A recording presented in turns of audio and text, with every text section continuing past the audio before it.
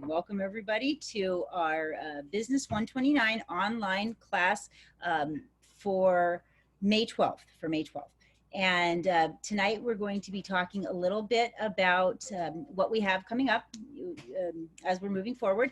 And we are going to be talking about the elevator pitch primarily. And I shared with you in, in Canvas some information on this. So actually, before I do that, let me pull up my screen. I'll share that screen here. And I'll show you our class, and we'll go through that way. So make sure that we're on the right class and on the right page. So there's our 129 class, especially because we had those issues with the syllabus before and the class getting started. We want to make sure that we're in the right class. There it is, section 2, 129. And oh, you can't see the screenshots. They don't come up on the side. I wonder, do they come up on your side in the syllabus section where you can you guys see those on your screen? I can see it from my MacBook. Oh, okay. So maybe it's just the way that I have it pulled up, because usually I can see them. Interesting. Okay. So let me go ahead and I will look at our syllabi for this class, or syllabus rather, for this class. Okay, there we go. So great. Make sure we're on the same page. All right. Okay, perfect. So we are 512. We're going to watch. I put a video in there. Can all of you access the video on elevator pitches and see all of the information?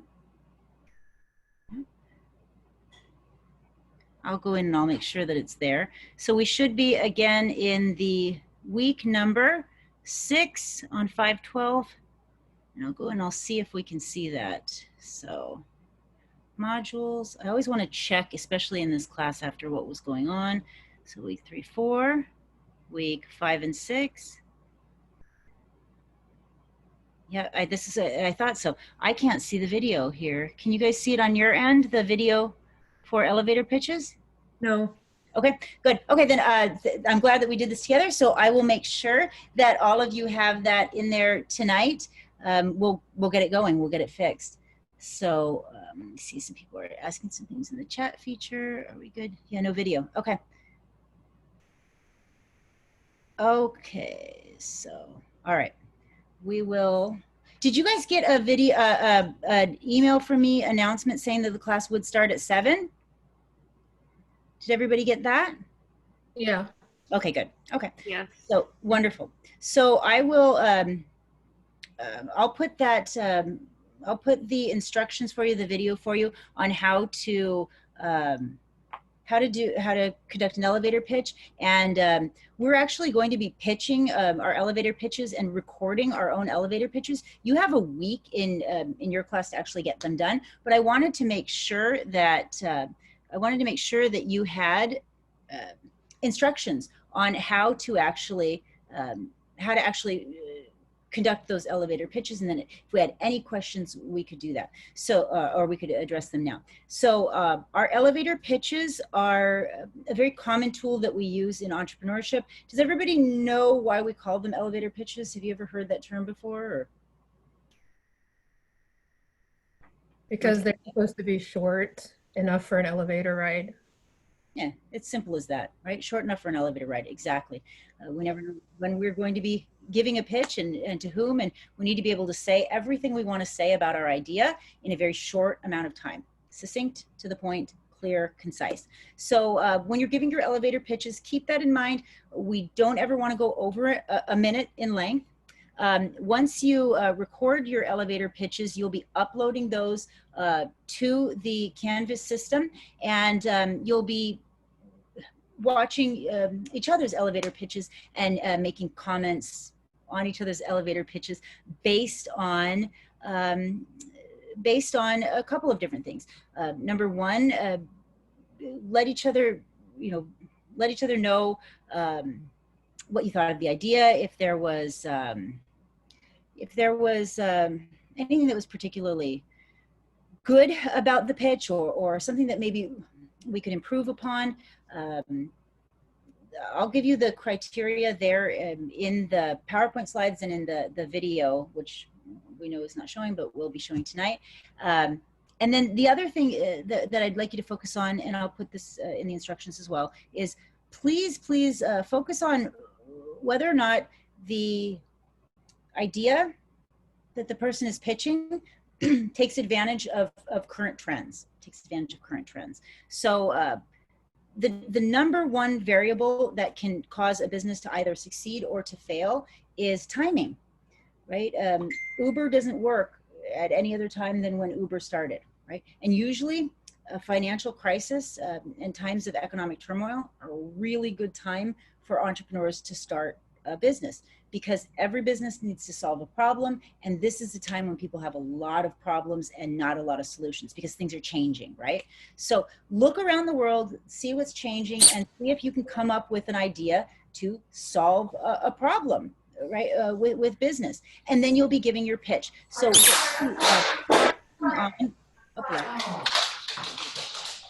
everybody, if you can, yeah, fix that. There, thank you for muting yourself. In that pitch, keep your elevator pitch to under 1 minute. 30 seconds is good. 30 seconds to a minute is good.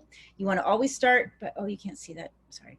You want to always start by introducing yourself. You want to hook them at the first sentence. You want to describe the problem and describe it in such a way that it sticks with people, right? If you can tell a story to describe the problem, I'll give an example.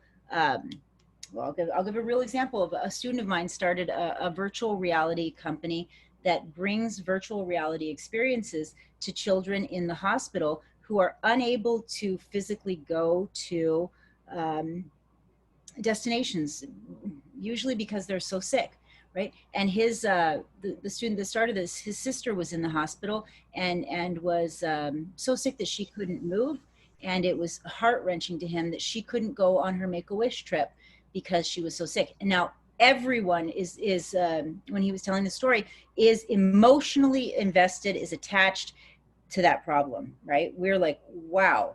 And then he talks about how he has an idea for a company. The solution will be to bring the experience to the children. And there's the solution. And then you want to end or include in that elevator pitch why you're the right person to start this business. So have you all watched the video on the KEEPS, on the KEEPS? Anybody remember what that means? What K means in entrepreneurship? Did we share that video yet? Let me go see. So should have been just a couple weeks ago. There was a video on it. Okay. So KEEPS refers to, in entrepreneurship, the knowledge, experience, education, passion or personality, and skills that an entrepreneur has that makes them uniquely an entrepreneur. So if you haven't watched that video, go back and watch it again so that you can include that in your elevator pitch and tell us why you're the right one to start the company. Right? So any questions about the elevator pitch? How to do one, what to include in one. Okay, I'm so glad that we came together. Thank you all for coming in, because it's helpful for me to hear if people are having issues. And I wouldn't have even known that your elevator pitch wasn't, I probably would have known, because now looking back at it, I remembered I wanted to talk to you first before putting it, but that's all right. Question, please. Yeah. So it has to be about a business that we're starting, or can it be about trying to get employed somewhere? So we want it to be about something entrepreneurial. So the difference between an entrepreneur and an employee is to have ownership. So you do want it to be about something that you don't have to really be starting it, but something that you could start. Okay, thank you. So yeah, and if you're having trouble coming up with an idea, always start with I always start with a bug list, right? Things that bug me, problems that we have right now. Like, what is happening in your life that just stinks right now? Okay. Yeah, and that's a good place to start. And right now, gosh, there's so many. Thanks. I personally, there are, just with this COVID-19, and yeah, so that's probably why so many companies start in times like this. Yeah. Other questions, comments, concerns?